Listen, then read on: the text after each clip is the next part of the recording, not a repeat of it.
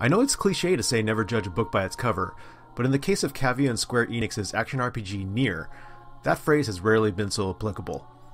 Originally released in April of 2010, Nier was met with lukewarm review scores in the 60 to 70% range, and for the most part flew under the radar of most gamers.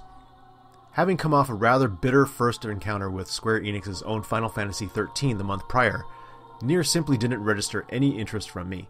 One look at the game case and I thought, another generic action game with bad art. Fast forward to July of 2012, and by that point, I had been seeing a lot of people online referring to Nier as their favorite game of the PS3 generation, and I had friends at work who suggested I play it. These were a lot of the same folks who had championed titles like Advent Rising, God Hand, and Psychonauts, and although I still wasn't all that interested in it, I decided to pick it up. It was only about $17 at the time, so the risk was low. However, as is the case with many of my purchases, it sat on my shelf in the shrink wrap, and it wouldn't be until July of 2014 that I would finally crack it open and give it a shot. Initially, I didn't really get it. I thought the graphics were dull, with washed out colors and too much bloom. The story, at least at first, seemed like every other father trying to save their daughter plot. The controls in combat, while serviceable, weren't anything special either, and certainly weren't at the refined level I was used to with other action games like God of War, The Legend of Zelda, or Bayonetta. Quests were the basic fetch and collectathon varieties, complete with rare drops and a repetitive fishing minigame. About the only thing I did love right out the gate was Nier's soundtrack, which is arguably one of the best ever created. Anyway, I played it for a few hours, reached the ocean town of Seafront, and once again shelved it. After receiving a steady stream of encouragement from one of my friends to keep on playing it, I finally returned to it 4 months later in November. It took me some time to get back into it, and although I found myself enjoying the game's characters, story, and music, the game itself just wasn't doing much for me. Nier's a game that's difficult to define, but I'd say at its core it's a single-player MMO with action RPG gameplay.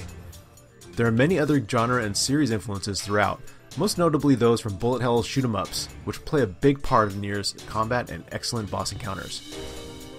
The action looks rather stiff though, and Nier himself has one of the most bizarrely awkward jumping animation cycles I've ever seen. Combat feels simplistic and not all that fluid at first, but experimentation yields a system that's diverse, with a good mix of melee and magical attacks, combos, different weapons that can be upgraded and augmented with a unique stat-boosting word system, cancels, deflection, and evasion techniques. While I was suffering early on, by the end of the game, I was getting through most combat encounters without taking a single hit. Nier's combat won't win any awards, but for the most part it feels good, and you'll likely seek out combat more often than avoiding it.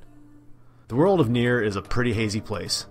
Most locations employ a dreamlike bloom filter that is meant to make them feel more atmospheric, but sometimes this reads as a technique meant to obscure the game's mediocre graphics. While the world art and detail are okay at best, Cavia did a nice job on the characters and the menacingly intimidating bosses you fight throughout the game. These encounters are beautifully animated, intuitive to engage, and very memorable. As mentioned earlier, Nier's soundtrack is amazing. Although I haven't played a lot of RPGs over the past decade, I'd say this is easily one of the best I've heard since Yasunori Mitsuda's compositions in Chrono Cross. It's melancholy, haunting, ethereal, easy to listen to outside of the game, and is as close to perfect a soundtrack as can be. It truly is one of Nier's standout features, and should not be missed if you're a fan of high-quality game music. The voice acting in Nier is also surprisingly good. While there are some characters that do a better job than others, I think that for the most part, lines are delivered with the right amount of emotion and realism. Although the story and world tend to be pretty bleak, the dialogue is peppered with a lot of excellent humor, fantastic banter, and most importantly, lots of heart.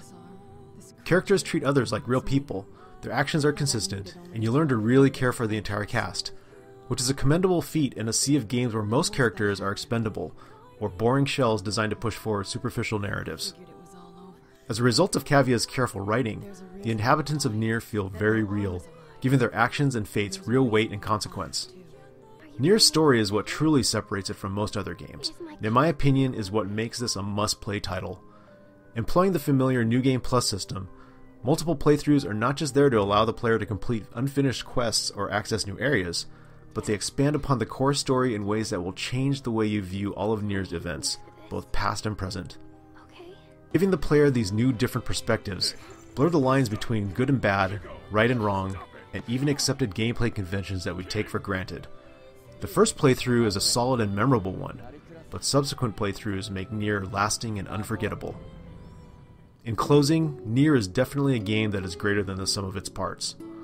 While its visuals and gameplay are rough around the edges, it is all tied together by a story and soundtrack that are without a doubt among the best I have ever encountered in my 35 years of gaming.